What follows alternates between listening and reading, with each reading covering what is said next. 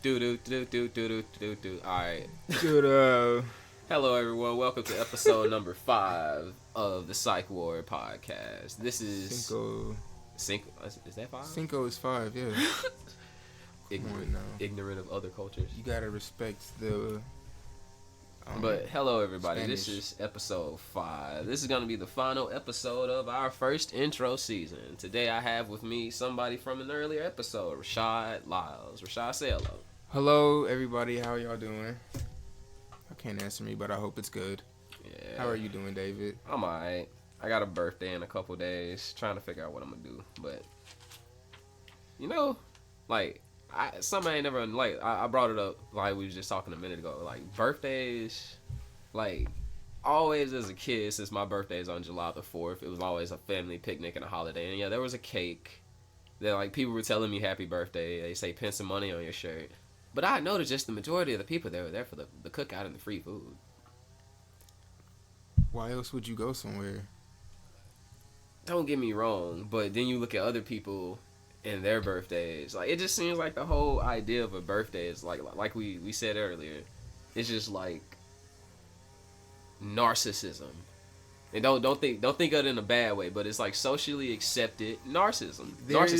There's a good amount of narcissism. Not a good amount, but there's a good amount that you're able to hold for yourself, like socially, like, and being able to celebrate your birthday for an entire week. No one's gonna look at you that crazy for it, and that is a level of narcissism. Man, I don't know. Cause like people have always said like it's your birthday, man. You're supposed to feel special. And I'm just like, what is special? Everyone is unique and special in their own way, David. My nigga, this is the universe. Nothing matters. Now you're I'm thinking joking. too big. You're thinking way too big. Be a person. That's an overstatement. Everything matters and doesn't matter at the same time. Find importance in whatever you love. Absolutely. And I guess we'll segue off into one of the topics I want to talk about today. And the first one I'll get to is I want to talk about happiness. Happiness? Like, what is it when people say, like, the pursuit of happiness? Fulfillment in your life, maybe? Fulfillment in your life, no matter what you do, I guess. Or, well, that's for some people. For some people, happiness is just that moment of high. But does it last? Like, that's why you pursue it. Some would say happiness is supposed to be like a state of mind that you just attain. Like, I'd say when I started to think more positive, I definitely started to feel what people meant by, like, happy. Like, I just walk outside and it just be like, Such a nice day. Crisp air. Take a deep breath. Yeah, it'd be crisp air and it'd be crisp air and it'd just be a nice, good sunlight. Get some of that good vitamin D. It feel pretty good. And you just walk outside and you just get that feeling in your chest and you're just like, this is nature. Yeah, but for some people that's like the exact opposite of what would make them happy though. Yeah, they walk outside. Walk out on the side, there's fucking sun. Oh, hiss. The hiss. Shout out to the goths though. I rock all black. I fuck with y'all. I have a lot of black clothing. Like, so much black clothing. Most of my clothing is black. Nothing wrong with it. It's not because of a statement though. It's just cause it's just be fresh. But I think one of the main things when it comes to happiness is that I think it really is a state of mind. I think it's choosing in a different situation to just look at a different side of things. Happiness is a choice in a way. You can choose to get pissed off and be upset about something, or you can choose to just let it go and not let it affect you and continue on with the good mood. There are people that literally live in incredibly impoverished communities. No, we let's not even say America. We can go to a third world country where they literally have, even their best life is nothing compared to our fucking worst life. Like, we have air conditioning. If our AC goes out, that's a huge fucking problem in the summer.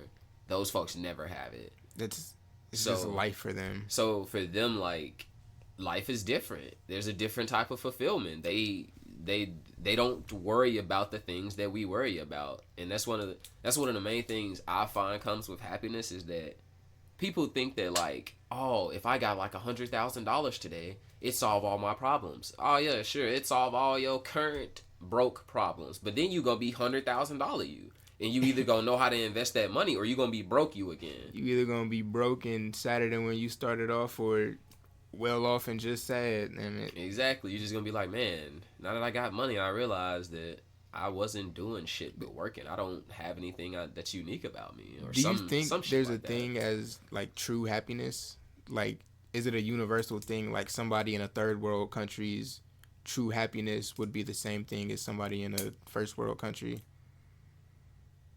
I think that's kind of like, I guess I need an example. Like, what would be the example? I guess an example of true happiness is something that you can see across all spectrums of humanity, no matter what class, race, or anything. And I guess that would be like empathy, warmth. We connect to each other. Like, there have been like constant documentaries where they've like contacted native tribes, and native tribes brought them into their village, and they was just dead ass hospitable. They're just like, yeah, this is our local food, this is our local customs. We like y'all. We like seeing outsiders. This is new, but you know, didn't make them that happy when they got all their land and resources took. But Christopher Columbus was a mass genocide. Christopher Columbus, Hernando Cortez, a lot of other people I didn't remember about in history class. They are conquerors, but what comes with being a conqueror is a whole lot of murder. Yeah. A whole lot of, you know, My only thing on that is, yeah, Christopher Columbus was a murderer, and I do acknowledge that. Like, yeah, he got to shape a good part of history. The man used science for evil against natives. Like, I'll tell the viewers. Is this like biological warfare? Okay, so at one point, I could look up the specifics, but I'll just give you the gist of it. Basically, it was an indigenous population that Christopher Columbus had encountered.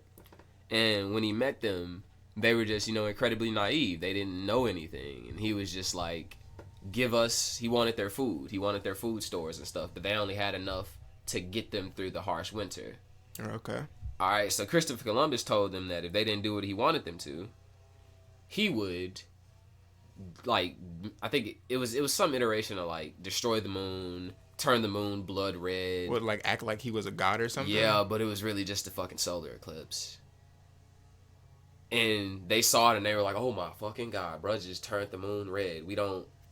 And then they gave it to him, and then he just went on about his journey. So you're telling me somebody actually used astrology for good? That was evil. He finessed them out of all of their food and left them to die. Listen, good and evil, that's perspective based. I was thinking from his point of view. In ancient times, somebody put a use to astrology as opposed to just looking at some horoscopes and trying to decide how everything and everyone's gonna be.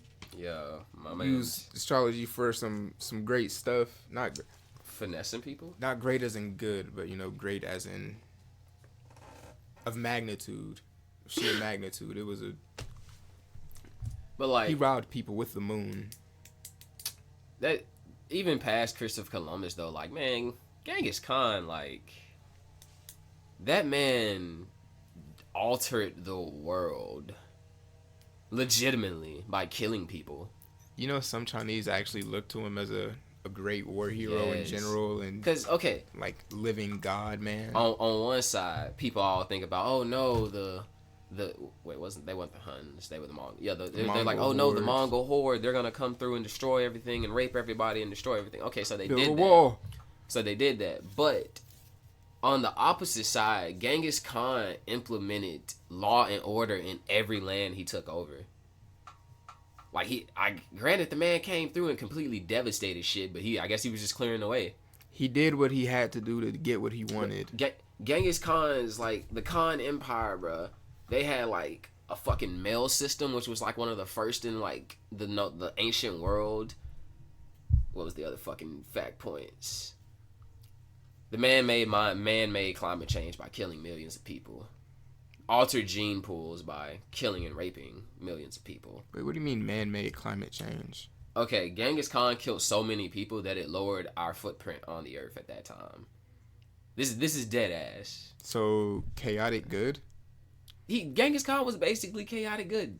Super chaotic good. Basically, like the man, every evil conqueror had. What's the? It's a Latin quote. It's like "Viva Victus." It's like "Woe to the conquered." Like, hey man, like there's always gonna be the conqueror. We're just we in different times now. We shit gotta happen. Well, not nowadays. There's no more imperialism. It had to happen then for the progress that we have now. But one thing that's always just like because I'm saying about Genghis Khan, like he implemented social order throughout his empire. He preached religious freedom. Like as long as you were loyal to the Mongol state, loyal to Khan, it didn't matter what religion you preached. He did not portray himself as a godly like figure or anything, because the Mongols' way of life was a nomadic heritage. They were free people, bruh. True. Like it's wild that the advancements that the Khans made, like they really had one of the greatest empires of known history. They set the way for the third dynasty. I want to say. It literally paved the way for China to be unified in such a way that they could become a power again. Yeah, but you know what war isn't? What's up? The war on fucking drugs. Certain drugs. The war on marijuana should be obliterated. It should just be over. It shouldn't be not even a battle. But hard drugs like heroin, meth, bro. You know, crack cocaine. We have legal versions of all of that. That are the do we really need to? So you wanna be laissez-faire? Okay. When it comes to drugs, with every drug. What country was it? I think it was Portugal. It was a Latin country. They legalized all drugs, and across the board, crime dropped. Really? They have one of the lowest crime rates in the world. Like, y'all hear that click? Yeah, we getting the juicy details for you. Using these supercomputers that we have at our disposal to search the worldwide database. Type in Portugal. Try Portugal legalizes drugs.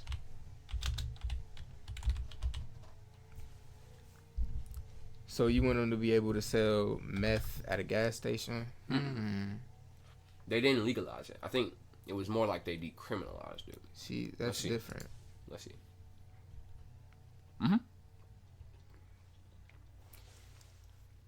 Go ahead and... Does decriminalize means that you can't be arrested for it, or is just they don't really care about it that much, but it's still breaking the law technically? I think it's the second one. Because I know they recently, there was the decriminalization of magic mushrooms in Denver and in Oakland. Those aren't even drugs, bro. Drugs that are just drugs with air quotes that are actually just homegrown produce, whatever the hell you want to call it, shouldn't be labeled as drugs at all. Okay. Psilocybin. In 2001, the sections of the Portuguese Penal Code regarding drugs were revised to corporate and administrative systems of fines and treatment plans. So yeah, it went from institutionalizing people to just fines and getting them treated. Since then, treatment is a great thing. Since then, lawbreakers have been ticketed and referred to hearings by a 3-member panel, including a legal, health, and social service expert. The panel can suspend proceedings for first-time offenders, issue fines for repeat offenders, and force addicts into treatment. Using drugs is technically still illegal, and it is important to stress that selling them remains a penal offense. So they're not legal. It's just they don't just treat you as a criminal. They treat you as somebody with a problem. And you're still a person. Find you help. Since decriminalization took effect, Portugal appears to have achieved its stated goal of harm reduction for heroin addicts by destigmatizing their problem. Heroin addiction and HIV cases from dirty needles were on the rise in the 1990s, presenting a major health concern to the country. More addicts now seek treatment, which has led to the decline in reported cases of HIV, hepatitis B, and C, as well as overall drug overdoses. Nevertheless, consumption of drugs has risen modestly, most notably for cocaine and heroin. Such policies therefore seem to be effective in reducing certain harms to the society, namely those associated with addiction, but are less effective in curtailing consumption. Now, I am kind of a firm believer in, like, people gonna do what they do. Okay. If you make it illegal, you just gonna hurt people. There's no reason you should watch these criminal shows, these documentaries on Netflix. I watched one last night, bro. And literally, the 4 people was on there was black people with marijuana offenses. Either selling marijuana, See, that's just retarded. getting caught with marijuana. 4 different blacks. That's actually racist and retarded. Like, and no one sees a problem with it because it's just, oh yeah, you know, they were in the hood. You shouldn't do drugs. Drugs are bad. It's easy to look at that. They shouldn't have been smoking drugs in the first place. All right, it's easy to look at that when there's scientific studies. There are scientific studies specifically linked that if your environment is bad, it will increase your use or likelihood to rely on substances. If you look around and everything around you is just shit, you don't think you just gonna treat that like shit? Everything around you is boarded up and it's gunshots and helicopters. If you're that type of person and you're in Portugal and that's why you're using drugs, then they're gonna get you help for whatever problems you may be facing. But if you're just the other person who's just fucking, I just want to get high as hell and on all this other, they got tourism, cocktail or whatever the fuck. They got tourism though. Tourists come over there and do drugs. Really? All I can say is, but it's still illegal. Usually decriminalizing something just makes it overall safer for the system. Like, why are there literally hundreds of thousands of people in jail for marijuana offenses when Britney, the fucking Instagram model, can just promote dope on her Instagram feed? It's because those people were deemed worth more in jail than they were outside. Yeah. And that's the real root of the war on drugs, is literally just to institutionalize and continue the cycles of poverty and racism. It's not even just unique to, you know, minorities. Like, poor white people gonna get it too. Everybody gonna get it. And it was started by Harry J. motherfucking Anslinger. This man literally started a racist campaign for marijuana reform. Like, I'm talking with slogans to get people to do it, like, marijuana will make your young white daughters crave Negro dick. Marijuana will make Negroes too uppity to challenge the white man's authority. I have some on my wall. I use them as literal decorations. This says, a vicious racket with his arms around your children. Sin, degradation, vice, insanity, debauchery. The truth about marijuana, the devil's harvest. The smoke of hell. The other one says, the sweet pill that makes life better. For madness. Women cry for it, men die for it. Drug crazed, abandoned. Youthful marijuana. It doesn't even say marijuana. It says marijuana. It has an H instead of a J. The H, what the hell? Marijuana, that Hank Hill stuff. What actually happens? I'll tell you what. This was literally a campaign for something that should not have been campaigned against. And it's still going on. And there are people still stigmatizing it. As with everything, it's being destigmatized a whole hell of a lot. Don't get me wrong. We're on our way. We live in the Bible Belt, bro. We live in the Bible Belt. It doesn't matter. We not getting reformed down here. It's been legal. It ain't gonna say legal. They've been growing dope in Ole Miss for years, but niggas still been going to jail for it. Pardon my French. I don't know what to say about it, man. People don't look at it. It's on its way. It's not gonna be so much of a crime. In 2 years, really? Yeah. See, this leading back to what I said, though. The new issues come, like, you get into a new situation, you're going to have new issues with that situation. Alright, so, let's say we get legalized. Okay. That's going to remove certain factors and add in certain factors. It's going to be easily accessible. It'll be regulated now. It won't come off the streets. On one side, that'll stop shit like there's people out here lacing people with fucking fentanyl. Putting Rest fentanyl. In peace, Lil Peep. Damn. I think, wasn't there with like Xans or something? He took fake Xans. Still laced with fentanyl. Yeah. They lacing a bunch of different drugs with fentanyl.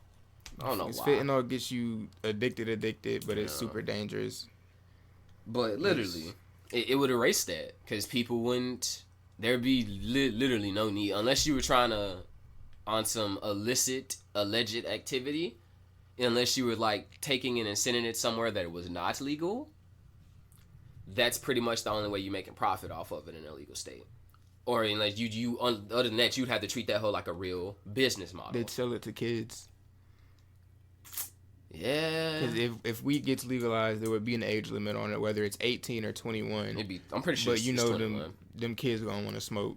And yeah. somebody gonna be willing to go to that dispensary for get they ounce for however much it costs and then sell it back to them kids twice as much. Yeah, but hey, man, kids are buying it now from people. There are certain situations that if you can't immediately stop it, bruh, coming in with brute force and Bible smacks is not the way.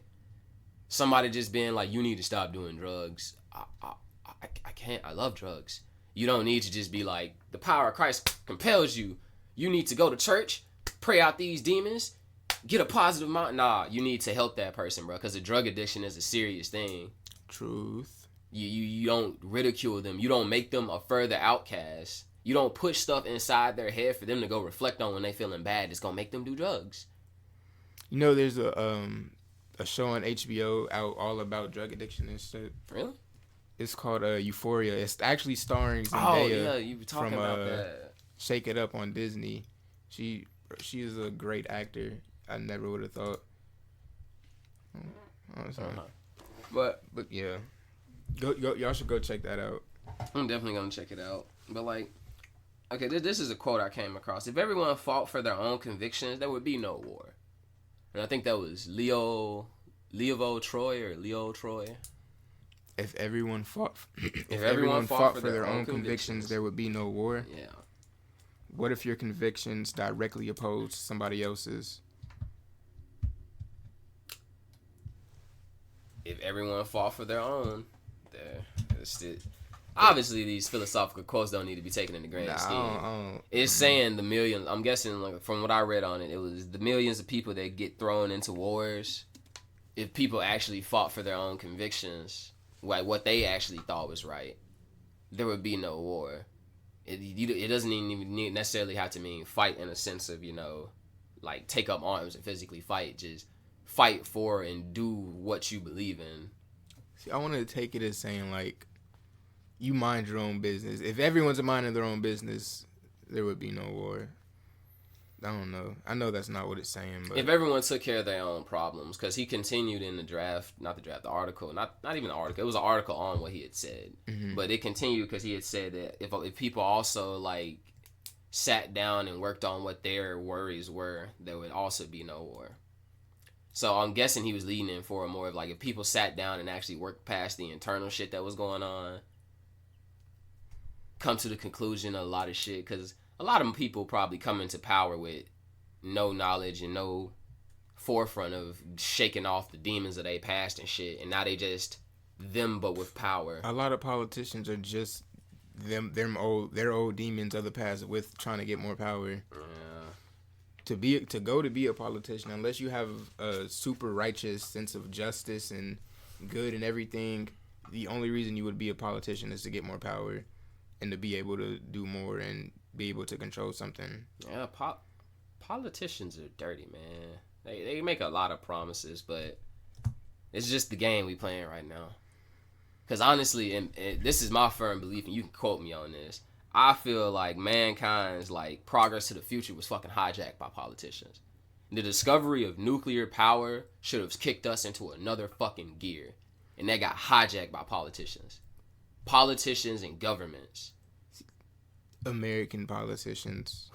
Weaponization. Old school politicians, I think it was pretty decent. That's because back then imperialism was a real thing. We really was defending borders, invading places, politicians getting territory. Actually had agendas. They were what they wanted to do had a way bigger effect. But now America's just gotten so we don't have to worry about anything. So our politicians are just doing it to get more money and power. There's no other reason. They did depower the military-industrial complex. Oh, but Russia and China are super threats, and if we depower, they're going to take us over. A slight reduction in that spending would still solve all of America's problems. Or at least aided. Healthcare, schools. Let's focus more on education, because that's what you need to do in order to improve America and stop the divisiveness. It's fucking educate people. If people get the information but don't know what to do with it or how to process it, they're just going to be subject to whims. They're going to be subject to easily being... See, it's got to be the right education, because you can get educated, but what are you teaching them? Like, a lot of people go to college and get educated, but then their heads are just full of bullshit. So somebody has to people how to define be what aware. education is. Teach awareness and perspective, because that can be applied to everything in life. But sadly, we live in times where like your life probably will be focused on one thing. You will come to work and they're just like, yeah, man, you got to come out here and you got to get this. This is your focus, and that's what you focus on, because that's what we do when we're young. Everybody wants to be worried about money. Yeah, everybody needs that check. I talked to a friend of mine. He was actually one of the old friends that we used to hang out with at like Draven's house. I ain't gonna toss a name, but basically, when I was talking to him, that he was saying like how he was just stressed. He was just stressed. Like he was going through a lot. He was only 20 years old, and he said he was out here trying to like make it, because he didn't come from much. He had got himself a good job, and he was out here trying to like provide and make it. He always had a great attitude, though. Oh, definitely. But one of the coolest people. But it was always, it's just something to hear that from. You hear that from someone, then you hear that span across all of the things from millennials, and it's like, not even millennials, because we technically like Gen Z. I don't even want to identify with a generation. Exactly. Most of them are just embarrassing. Just prescribe to what you know is true to yourself. Be an individual. Don't even worry about an identity. Just do you. Do you, be you. Practice what helps you and doesn't hurt those around you. If you try to like think about your identity, you'll just become an adjective that you prescribe to yourself, or whatever adjective or noun you gave yourself, instead of just being what you are. But like, with going back to the quote, sorry to move back here, like the quote on like, if everyone fought for their own convictions, like there's a lot of convictions that I guess people have that are like base things, and that's what a lot of the presidential candidates I'm noticing are saying, like with universal basic income or like aid to the American people. They're just like, what would happen if you gave everyone the bare necessities? Like you eliminated the general, or at least aided the general struggle for food, shelter. Food and shelter, and I guess we can toss warmth and all that would be left housing. Would be like commerce and entertainment, pretty much. That commerce, entertainment, and I guess hopefully, because I'm gonna be honest, man. Like, I don't doubt that there's people out here that are probably incredibly talented, but they don't get to express their creativity because they're working fucking 12, 13, 14-hour shifts a day to provide for their family. Yeah, if the universal basic income was a thing and everybody got the money to live off of, the money to get their necessities, you wouldn't have to work to live anymore. You'd just be working to get money to do whatever you wanted. You wouldn't need that money at all. You really could eventually just get to the point where you don't. Now, with it, there are consequences, obviously, because even with the systems we have now that are social aid, taxes would increase by a lot, I think. See, that's why I said take away the military industrial complex. Just lower it, bro. If we didn't have to worry about war, if the world didn't have to worry about we war, don't. We wouldn't have to. We don't have to worry about war. That's one of the biggest things that every country spends money on. If that wasn't a concern, do you know how much money could go to just building shit up and getting better? People don't understand that the fact that America is always at war, how much money that is Do you know how much in taxes you pay? You know, every bomb that gets dropped, you paid for it. But you don't care about that. You care about LaShonda at the fucking grocery store getting a steak because she likes to eat a fine cut of meat. What the fuck is wrong with people?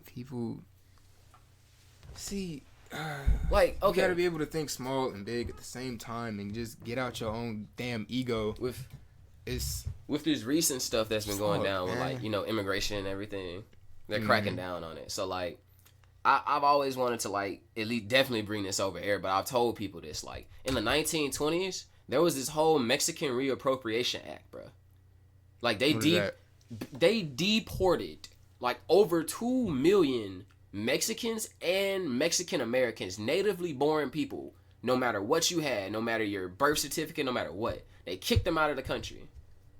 And if I'm correct, wasn't the depression like towards the trend end of the 20s, or like like the teens? Nah, when was the 20s was the roaring 20s. Shit was hot then. I don't remember when the depression was. Well, basically the Mexican Reappropriation Act was during the 20s, bro, and they literally kicked out the immigrants.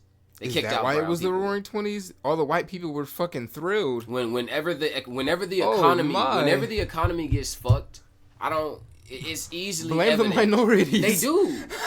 They do. When Obama was in office and the economy was fucked in the housing market and shit, I don't know if the housing market was Obama, but when the housing market and shit was crashing, they were blaming immigration. I think there was during Obama they were blaming immigrants, bro. I want to say 08.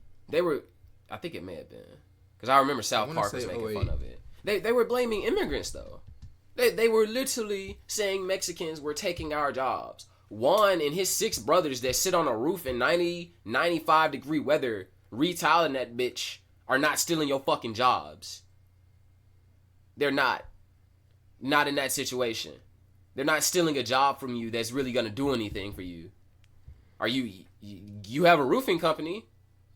Are you out here working under the counter on a roofing thing? Are they taking that job from you? Are you avoiding taxes? They take less money. They see the thing with illegal immigrants. A lot of people's argument is they don't pay taxes at all, so they manage to save up a lot more money than a regular citizen ever could. They're still sending money, and then they still take that money and send it back to their country though. Folk, bruh, don't nobody pay taxes in the hood?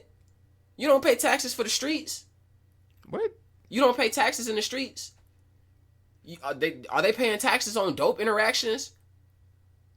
When we gonna use imaginary names here. When the local dope dealer Mookie sells his like AK-47 to this dude, ain't no taxes on that. You can't tax that. I'm talking about like because they're not documented, they don't pay property tax, they don't pay income tax. No, they what don't I'm pay saying is there's social security still tax. plenty of business that goes through. It's Americans avoiding those taxes.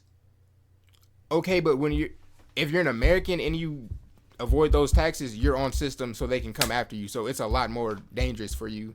If you're an undocumented immigrant and you're getting paid under the counter and then you're just taking that and not paying any type of taxes on it. If you make $15 an hour working someplace legally and then your boss hires somebody at $15 under the counter, the dude who's getting paid under the counter is making more than you. Yeah. That's people's problem with it.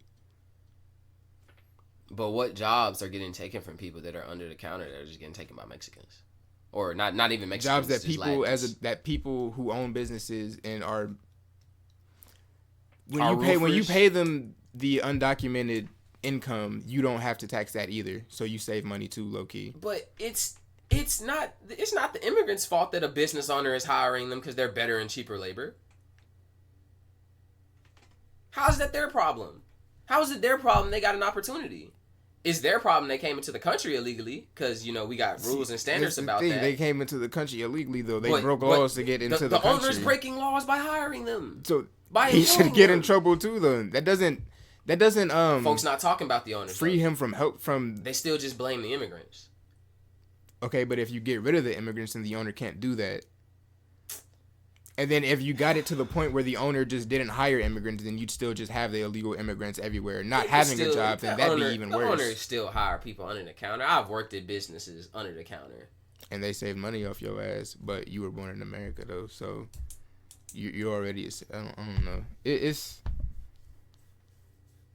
Come on. And then it's kind of unfair to the people who did wait years and years to get into America because they did do it the legal way. That is also true. Now they're citizens and they pay taxes and it's a lot of shit that goes on with the immigration thing. New issues, new problems.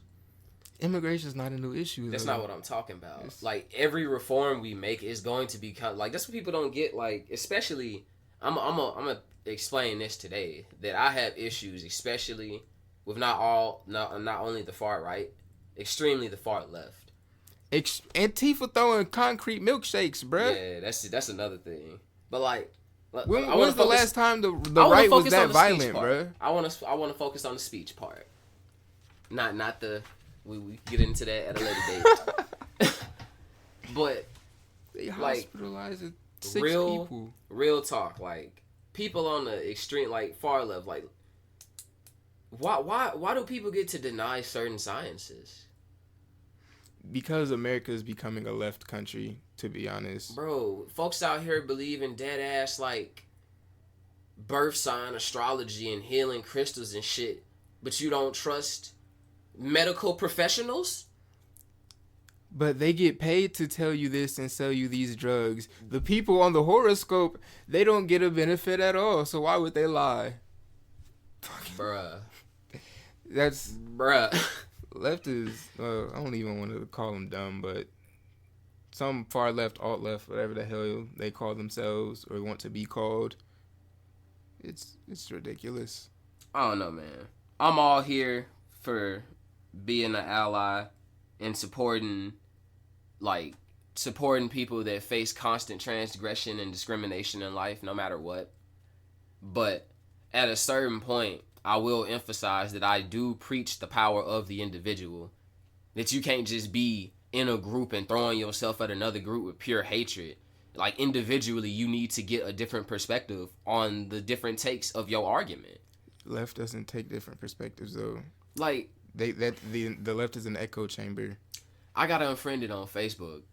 I'm gonna go back to this. It's an entire echo chamber. But the thing with it was about, basically I shared a post saying that, like, not all poachers are, people just out for the money, that some poachers are starving people. Yo, fuck that. But it's still true. Get some chickens or some shit, bro. I know it's fucked. Catch some squirrels. I know. You ain't have to kill that rhino. I don't give a damn how much. It's not just rhinos, bro. We don't act like just the poaching in an entire continent is just one rhino, bro. They destroying every animal in there. They killing crocodiles. They killing anything they can shoot and eat. Okay, that's bad though. It is bad, but there are still people in those conditions, just like the people coming into America.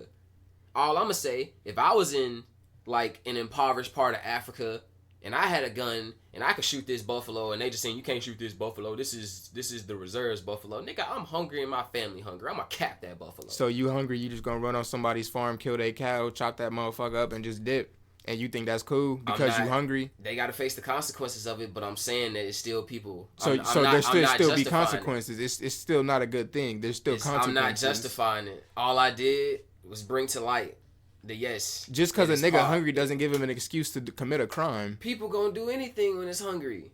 That doesn't excuse them. Poverty causes most of this shit. That doesn't excuse it. It doesn't excuse it, but that doesn't mean you don't attempt to understand it before you severely punish it. I understand that he was hungry. I understand he knew that it was illegal. That's where the understanding has to stop. Alright, so does the same logic apply to other laws that the governments imply on us? Some of them. Come on, I'm bro. an anarchist, but I'm an anarchist, but I'm still not with you killing endangered animals and shit, bro. That's not. I don't give a shit. I'm not with it. All I'm saying is that there is a perspective. Just like people can go into other countries and shoot another person because that's what they got to do for their country, which is all war is. I see and understand the perspective, but that still doesn't excuse it. It doesn't. That just means I understand why it's bad. It doesn't. But can you say if you were not in that situation, you would not make the same choice? I'm talking starving, bro. Real starving. If I got starving to the point, it's wild hyenas first off, in your I'm area. probably going. If I got a gun and I'm starving, I'm probably gonna rob some store or something before I just kill somebody else's animal. Like I'm gonna try to get it through fear before I have to get it through force. And you can't just get it through fear with an animal. That's a fair thing to say. I don't want to have to fucking shoot some shit just because I'm hungry. That's fucked up. That's ain't nobody selfish gonna as hell. come after you as hard. Not saying you should poach animals. That is terrible. But ain't nobody gonna come after you as hard if you shot like a buffalo versus if you shot a person. I mean, the point is to not have to shoot anything. Yeah, work smart, not hard, but that's not always the situation, bro. I mean, if it come down to it, it come down to it. But you know. Well, I think that's a good stopping point. Would you shoot the buffalo? If I was in that situation, first thing you do is just go find somebody's animal and shoot that motherfucker. This is a very far perspective. Like, this is something I wasn't born into a third world country. I wasn't born into extreme poverty. I wasn't born into never having a full belly. Come on. This is all I'm saying. All I'm saying is that there is right now another perspective going on where people are poaching because they're trying to survive. Well, like, don't get me wrong, it's still fucked for the people that own those animals and the animal conservation and shit. It's still fucked. Everything has two sides to it. Everything has two consequences. But when you understand both sides, it allows you to better properly combat the problem. Social Darwinism says those people shouldn't survive in the first place. So society's going to work itself out. And then it's just not going to be a thing, or it's just going to continue to be a thing. Yeah. That's a lot of stuff. I don't know, History man. does repeat itself. Like the Mexican Reappropriation Act. Repatriation. Repatriation. You said reappropriation. Whatever the hell they did. They kicked out 2 million Mexican Americans and Mexicans. But I'd like to thank everybody for tuning in to episode number 5. This is going to be the final episode of our season, guys. I'd like to thank everyone for watching and supporting. Our Facebook page is really growing. Everything is really growing. And I'd actually like to say I love you guys. I love the audience. You guys have really made this a thing. You've given me a lot of feedback. You've given me a lot of help and responses to just keep pushing me to keep doing this. And you really make it. And I really appreciate everything everyone's done. After this episode, we're going to be on there'll be about a week, maybe a week and a half between episode 6. Because I'm going to take a little time off for my birthday. Which is July the 4th. Which I don't feel too special about, but we're going to change that. Pop some fireworks for your boy. Anywho, after this season, we're going to be basically moving into... We're going to try and make episodes have more of a theme to it. We're going to be taking a lot of viewer feedback. Promotion's going to be a lot more. We're going to launch our YouTube channel. You'll be able to listen and watch the podcast on YouTube. We'll try and put visuals to it because there have been people requesting that, they want to see some of the stuff that we talk about during the show, like the posters we described or the posters that were described in previous episodes. Oh, okay. There's gonna be a lot of new art coming. There's gonna be a lot of portraits of different people that have been on the show. There's gonna be different cover art. There's a new cover art now that you can see on our Facebook page, which is the Psycheward. Whole lot of new shit. So we're really gonna be kicking into a new gear when we come back on this. I'm gonna dub it another season because we're gonna start fresh and we're gonna start with deep at length topics. Like, episodes are gonna really focus us talking more on a specific set of things. But like I said, I really appreciate everything from all of you, and I really appreciate if you liked and shared this video and send it to all your friends. I gotta put that in there. Oh, you're already a YouTuber. Oh yeah. All right, thank you everybody, and thanks for watching. Outro music. Do do do do do do do.